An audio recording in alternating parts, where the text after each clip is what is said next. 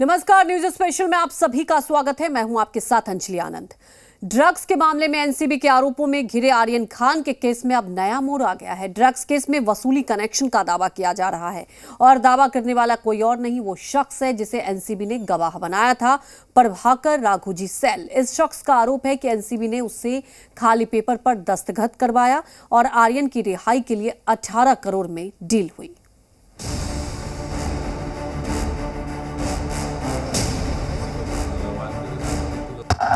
क्या आर्यन खान की रिहाई के लिए हुई डील?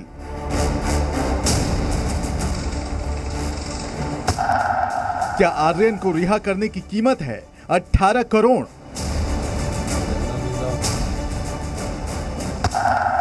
नशे का खेल, वसूली के लिए डील।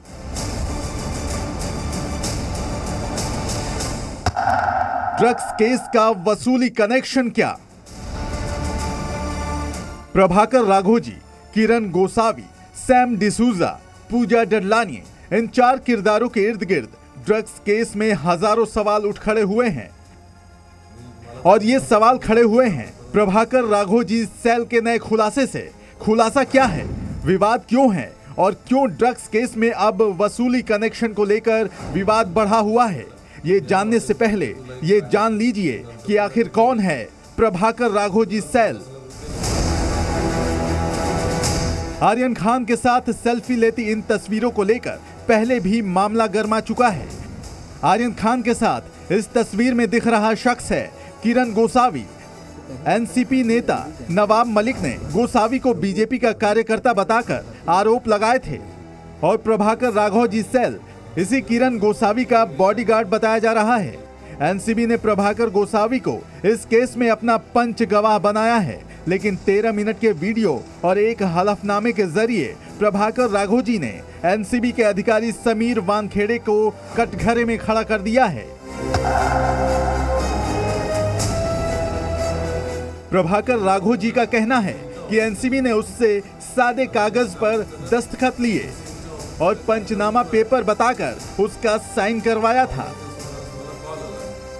मग साधारण 10:30 पावणे 11च्या दरम्यान मी आतमध्ये गेलो, तेव्हा मी समीर वानखेडे आणि त्यांनी जे गुन्हेगार पकडलेले त्यांच्या पूर्ण सहकार्यांनी, तिथे मी बघितलं, तिथे मला अचानक आर्यन खान दिसले। त्यांना एका कॅबिन मध्ये बसवून ठेवलेलं आणि अजूनही 5-7-8 जण होते त्यावेळेला त्या ठिकाणी। त्यानंतर किरण गोसावी आर्यन खान सह त्या गाडीत बसले आणि एनसीबीचे अधिकारी होते, ते दोघं त्यांना एनसीबीच्या ऑफिसला घेऊन गेले। नंतर मी चालत एनसीबीच्या ऑफिसच्या खाली जाऊन उभा राहिलो। 1:15च्या सुमारास मला कॉल आला किरण गोसावी सरांचा की वर वानखेडे साहेबांनी तुला बोलावलंय, पंचनाम्यावर साक्षीदार म्हणून सही करायचे। मी वर गेलो 3ऱ्या माळ्यावर, तेव्हा माझ्याकडनं एनसीबीचे एक अधिकारी होते, ते मला बोलले तुला इथे सही करायची। तेवढ्यात वानखेडे साहेब आले आणि मला त्यांनी सांगितलं याच्या सह्या घे फटाफट। तर मी म्हटलं, त्यांना अधिकाऱ्यांना म्हटलं सर हे ब्लँक पेपर आहे। नाही तू सह्या कर। मला कमीत कमी 9 ते 10 पेपरवर माझ्या सह्या घेतल्या। प्रभाकर राघोजी के दावे के मुताबिक 2 अक्टूबर यानी वो दिन जब एनसीबी ने हाई प्रोफाइल रेव पार्टी पर रेड की थी, उस दिन वो किरण गोसावी के साथ ही था। प्रभाकर का दावा है कि रात 10:30 बजे गोसावी ने उसे बोर्डिंग एरिया में बुलाया। जब वो वहां पहुंचा तो उसने केबिन में आर्यन खान और मुनमुन धमेचा को देखा। रात 12:30 बजे किरण गोसावी एनसीबी अधिकारियों के साथ आर्यन खान को सफेद इनोवा कार में एनसीबी ऑफिस लाया। रात करीब 1 बजे किरण गोसावी ने प्रभाकर को एनसीबी दफ्तर के भीतर बुलाया और उससे कहा गया कि उसे पंच बनना है। इस दौरान उसके आधार कार्ड की डिटेल भी ली गई और थोड़ी देर बाद ही एनसीबी दफ्तर से महज 500 मीटर की दूरी पर किरण गोसावी सैम डिसूजा नाम के शख्स से मिला। दोनों कार से आगे बढ़े और फिर कार से सैम और गोसावी लोअर परेल पहुंचते हैं और इसी बीच फोन पर 18 करोड़ में डील फाइनल करने की बात कही जाती है। बसलो तर किरण गोसावी सरांना सॅम करून नावाच्या एका व्यक्तीचा कॉल आला मग ते एनसीबी ऑफिस पासून 500 मीटरच्या अंतरावर एका डाव्या बाजूला त्यांची काहीतरी मीटिंग झाली. मग ते बोलत होते काहीतरी डील बद्दल.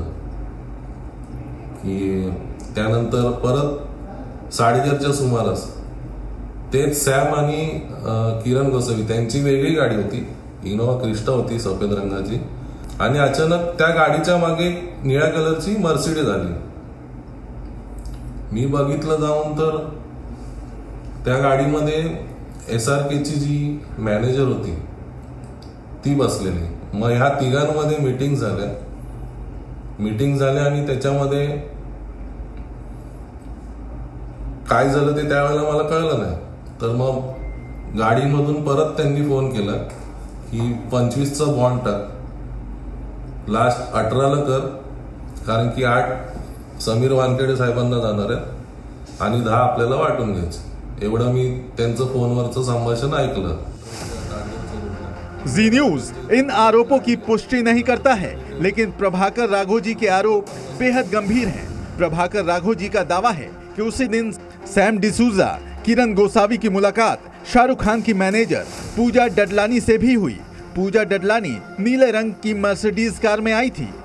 कार के भीतर ही तीनों ने बातचीत की और फिर 15 मिनट बाद सब निकल गए। झोपलो होतो, मग मला लगेच सरांनी कॉल केला ते त्यांच्या बेडरूम मधून, तू एक काम कर, अर्जंटली महालक्ष्मीला जा, बॉम्बे सेंट्रलच्या ताडदेवच्या रोडला इंडियाना हॉटेलच्या इथे तुला एक गाडी येईल, मी नंतर तुला डिटेल देतो, तिथून तुला 50 लाख रुपये घ्यायचे। म्हटलं ठीक आहे। मी गेलो तर त्या गाडीचा नंबर मी व्यवस्थित नोट नाही केला, पण 5102 नंबर होता त्या गाडीचा, सफेद रंगाची कार होती, फक्त गाडीचं मॉडेल मला वाचायचं राहून गेलं। मी ते 50 लाख उचलले, आलो घरी रिटर्न, तेवढ्या त्यांनी आपले कपडे वगैरे भरलेले, मला बोलले तू इथेच थांब। संध्याकाळी 4:30च्या सुमारास त्यांचा कॉल आला, मला बोलले वाशी ब्रिजच्या इथे मी गेलो, त्यानंतर मला इनॉर्बिट मॉलच्या इथे बोलवलं, मग आम्ही ट्रायडंट हॉटेलच्या इथे मला त्यांनी बोलवलं, त्या तिकडे मी गेलो, त्यांच्या गाडीमध्ये बसलो, त्यांनी पैसे मोजले तर ते 38 लाख रुपयेच निघाले।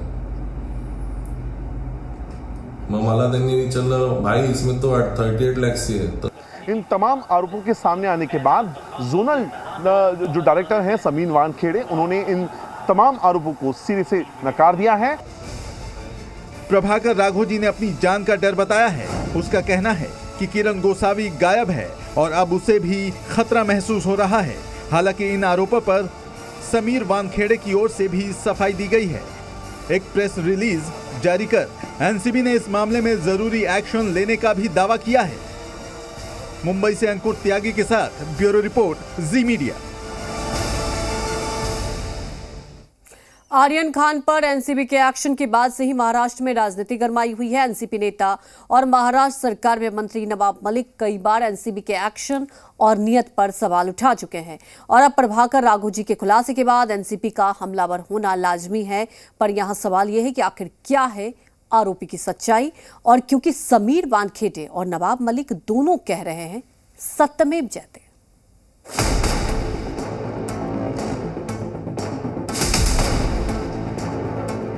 नशे का जाल, राजनीति की चाल, ड्रग्स की लड़ाई में सियासत क्यों आई?